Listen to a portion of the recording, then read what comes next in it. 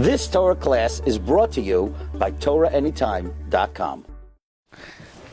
Okay, Agun Erev Shabbos Rabbi Sai. We're going to do something new. I want to share with you this morning some original thoughts on the Parsha. Let us begin with the end of the Parsha. I just want to start with some public service announcements. Firstly, we started a new Seder Mishnah Yomis, which began Masechta Brachos. If anybody wants to join us, there are recordings every day of Mishnah Yomis. They're put on Torah Anytime. They're put on podcast. We have a WhatsApp group. And if you go to our site, rabbidg.com, you could sign up. You get 2 Mishnayos a day. We usually do it in about 2-3 minutes. Or in the course of a year, you finish the whole Seder. In the course of 6 years, you finish Shishay Sidrei Mishnah. While you're on our site, you could subscribe to our weekly Divrei Torah in English, from the Ben Le'ashri and Lashon Akeidas. Baruch Hashem, the book on Purim for Art Scroll is moving much closer to publication. We have a name. The name of the book will Bez Hashem be The Concealed and the Revealed. Mitzvah Hashem, next week we're going to release the cover. If anybody would like to be mishtatef, actually there's still quite some room for if anybody could participate. It would help the Sefer come to fruition. This morning I want to share with you some original ideas on Parshas Boy. I had the zechus this week to speak to the Shvilei Pinchas, Reb Pinchas Friedman, and he was so excited to tell me his Einfall of the week, his great Chiddush of the week, and it's based on the Zohar HaKadosh. The Zohar HaKadosh is found in the Raya Mehemna, in Parshas Kiseitzei, Daf Reish Pei Beis Amud Beis. And the Zohar HaKadosh reveals to us really something incredible, something astounding. Reb Pinchas Friedman told me that whenever he comes to Parshas Boy, he's always attracted, he's always drawn to the mitzvah of tefillin, and what tefillin, its influences, and what its koyach is. And this year he was sort of drawn to the following Kabbalistic idea, namely, that why do we put tefillin on the left hand?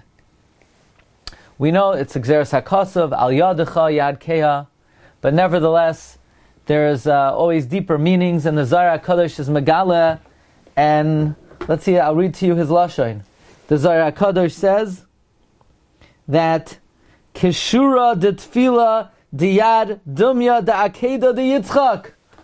The binding of the tefillin, it's like Akeidas Yitzchak. What else do we have something that's bound? The binding of Yitzchak. So tefillin is like Akeidas Yitzchak. It's a reenactment of the Akeidah. And Hagoin, Reb Pinchas Friedman, elaborated on this incredible idea based on the important concept that the left hand is Midas Hadin, and the right hand is Chesed. The right is Chesed, and the left is Din. And we always want to be Mizgaber, the Chesed over Gevura. Chasidim, they button their jackets right over left, because that's the Indian. You want the right side of Chesed to be Mizgaber over Gevurais. There are many Hanhagos we have, where we give dominance to the right over the left. That's why we always do things on the right side. You put your right hand in your right sleeve before your left hand. You put on your right shoe first. Why? Chesed over Gvura. So Yitzchak is Midas Hadin, the left side. And by tying it, that's a reenactment of the Akeidah, where we're binding Midas Hadin. What was the tachas of the Akeidah? To imamtik the dinim, to chain down the dinim, to ma'aser the dinim. Avraham was at Tzad Yamin, Tzad of Chesed. Yitzchak is at Tzad Smal, the Tzad of Din. So the Akeidah then is to be mamtik the dinim, to be mizgaber Chesed over Din, and we reenact that by Hanachas Tefillin. Isn't that an amazing thing? You wake up in the morning and you're groggy and you're tired and maybe you're grouchy. Oh, I have to go to no. Vayashkim Avraham ba'boiker. Maybe this gives us a new dimension of meaning. Why we say the Parsha of the Akeidah after we put on the tefillin? Why are we saying the Akeidah after we put on the tefillin? Because the tefillin is like the Akeidah. This was a major revelation that the Shvilei Pinchas discovered from the Zohar HaKadosh and Parshas Kiseitse. Tefillin is like the Akeidah. If we could humbly add the following two ideas. Namely, why then is the mitzvah of tefillin coming in the Parsha of Yetzias Mitzrayim, as if the way we remember Yetzias Mitzrayim is through the tefillin. The way we're zoichet to come out of Mitzrayim is through the tefillin. Let's also ask the following question, Rabbi say, because if we look in the end of Parshas Boy, after the mitzvah of tefillin, the Rebbe Shem gives Klal Yisrael a very mysterious mitzvah. After it says, "V'haya la'ois l'cha le'ois al yadecha u'zikaron b'neinecha l'man tiyeh tayras Hashem b'ficha ki biyad chazaka hoitziacha Hashem miMitzrayim." So we have the mitzvah of tefillin, and immediately after that we have your favorite mitzvah. V'haya ki v'yacha Hashem al eretz hakanani kasher nishba l'cha v'la v'yisechu nasanach lach. We have the mitzvah of v'chol peter chamoyer tivdeh v'seh v'yimloi sifteh v'arav toy. We have the mitzvah of pidyon peter chamor. I know this is everyone's favorite mitzvah, the mitzvah of pidyon peter chamor. Here it is, God is promising us we're going to go into the land of Israel, and we're all excited. Wow, what are we going to do in Israel? Shemitah, mitzvah satuyos ba'aretz, aliyah l'regel. No! You're going to redeem your donkeys. Isn't that inspiring? Can't you wait? Here, I have some good friends. They're going to Eretz Yisrael on Monday even, and I'm sure what they're looking forward to most is maybe they'll go to Israel, and maybe in their apartment there'll be a chamor, and the chamor will have given birth to a newborn. And then they'll have the opportunity to be in the mitzvah of Pidyon Petach Hamar. I mean, what could be more exciting about Eretz Yisrael than Pidyon Petach Hamar? You know what I'm saying? I'm taking you out of Egypt, I'm bringing you to the Holy Land, this way you can redeem donkeys. Huh? I mean, could you think of...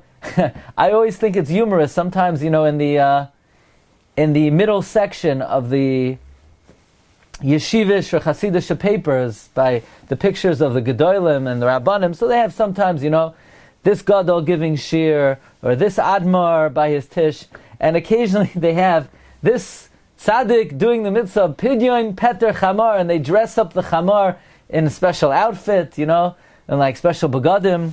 I mean, come on, pidyon peter chamar, how common is that mitzvah? However, we have an amazing revelation of, obviously, somebody who I just visited, Rabbi Eliyahu HaKohen of Izmir, the Baal Shevet Musar, Rabbi Eliyahu Itamri. And he says in the Sefer Karban Eliyahu, what's the inyan of the mitzvah Pidyon Petach Hamar? Who's the Chamor? Yishmael. Yishmael is Am Hadom El Chamar. Who's the Seh? Yitzchak. Yitzchak asks, where's the Seh, Abba? Where's the Seh? The mitzvah Pidyon Peter Chamor is basically what happened at the Akeidah. What happened at the Akeidah? At the Akeidah, Yishmael wanted Yitzchak to die. Yishmael wanted Yitzchak to die at the Akeidah, but instead the Rebbe Shem sent a Seb Imakoimai. So the Chamar represents Yishmael, the Amadam Lechamar, and the mitzvah Pidyon Peter Chamor is to remember the Ma'aseh HaAkeidah. However, if you remember, we once had a very long ma'aracha, an essay on the idea that the purpose of the Akeidah was to show the eminence and the prominence of Yitzchak over Yishmael. Yishmael gloated. Yishmael said that I did Milah at 8 days. And what does Yitzchak say? Yishmael said I did Milah at 13, and Yitzchak said, look, pal, if God would tell me to sacrifice my whole body, I would do it for you. So the mitzvah of the mitzvah Pidyon Petach Hamar demonstrates the superiority and the ascendancy of the Jewish people over Yishmael through the Akeidah. At the Akeidah, HaKadosh Baruch Hu showed Yishmael, because Abraham tells Yishmael, you see what's on the mountain? Yishmael says, I don't see anything. He tells Yitzchak, you see what's on the mountain? Yitzchak says, yeah, I see the Shechina. So the whole purpose of the Akeidah was to give prominence to Yitzchak over Yishmael. That's why at the end of the Akeidah it says, V'yir Azarachai Eshar Oyevav. So the purpose of the Akeidah was to demonstrate the superiority of Yitzchak over Yishmael. So now it comes out incredible that the two mitzvahs that are juxtaposed at the end of the Parsha, Tefillin and Pidyon Peder Chamar, they are both reenactments of the Akeidah. Tefillin, we take the left hand, which is the Midas Hadin, which is Yitzchak. We take the right hand, which is Chesed Avraham. We bind the left hand, we tie it down, that's a reenactment of the Akeidah. And then we have the mitzvah of Pidyon Peder Chamar, which is basically, we take the Chamar, the donkey, Yishmael, and we redeem it for a sheep, indicating the liberation of the ascendancy of Yitzchak over Yishmael. So these two mitzvahs are not randomly juxtaposed. Tefillin and Peder Chamar are inextricably bound. Namely, they are both reenactments of the Akeidah. But now it behooves us to try to understand and explain why are these two mitzvahs given as an introduction to Klal Yisrael getting out of Egypt. What do these two mitzvahs have to do with Yetzias Mitzrayim? Why are these the two mitzvahs recorded at the end of Parshas Bo? And for that, maybe we could explain as follows.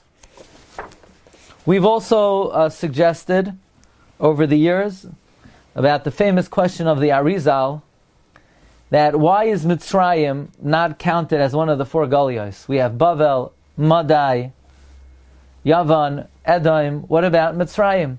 So the Arizal said Mitzrayim encompasses all the Galiyos. It's the Shairesh, it's the umbrella, it's the klal of all the Galiyos. The four Galiyos correspond to Yud Kei Vav Kei, and Mitzrayim is the Kutzai Shel Yud, which encompasses everything.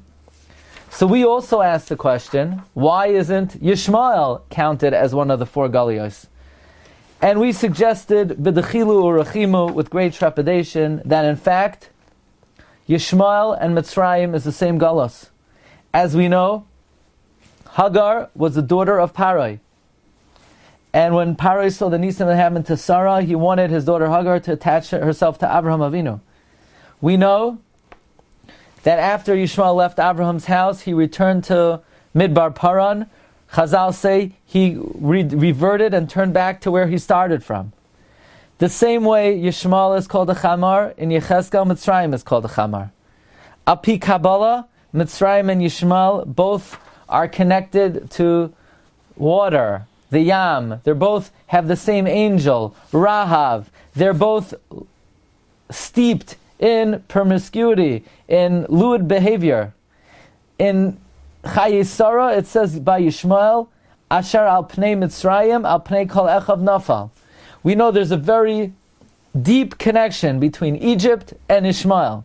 Therefore we could suggest, if the Akeidah is what shows the supremacy and the ascendancy of Klal Yisrael over Yishmael, Yitzchak over Yishmael, if Yishmael is synonymous with Mitzrayim, how beautiful it is that in Parshas Bo, the Parsha of Yetzias Mitzrayim, the mitzvahs that are zikaron to Yetzias Mitzrayim, the two mitzvahs given are the mitzvahs that are reenactment of the Akeidah, because the Akeidah is the way we ascend over Yishmael, and the Akeidah is the way we get out of Mitzrayim.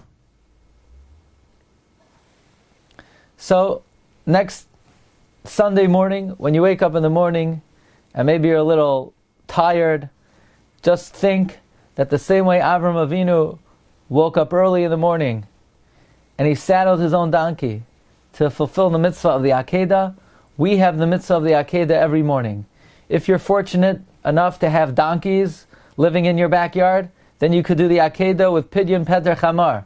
But if you don't have that incredible opportunity, you have still the opportunity of the mitzvah of Tefillin. The mitzvah of Tefillin is a reenactment, according to the Zohar, of Akeidas Yitzchak. So, and that is a great gift that the Rebbe Shem gave us. Every time you wrap Tefillin on your left hand, think, B'mechavein, the left hand is Din, the left hand is Yitzchak, on the right hand is Avraham Chesed, Chesed overpowering Din. And the next time you say the Parsha, the Akeidah, right after you wrap yourself in the tefillin, realize that you too have had the opportunity to mekayem the inyan of Akeidas Yitzchak. Okay, that's offering number 1 for today. You've just experienced another Torah class brought to you by TorahAnytime.com.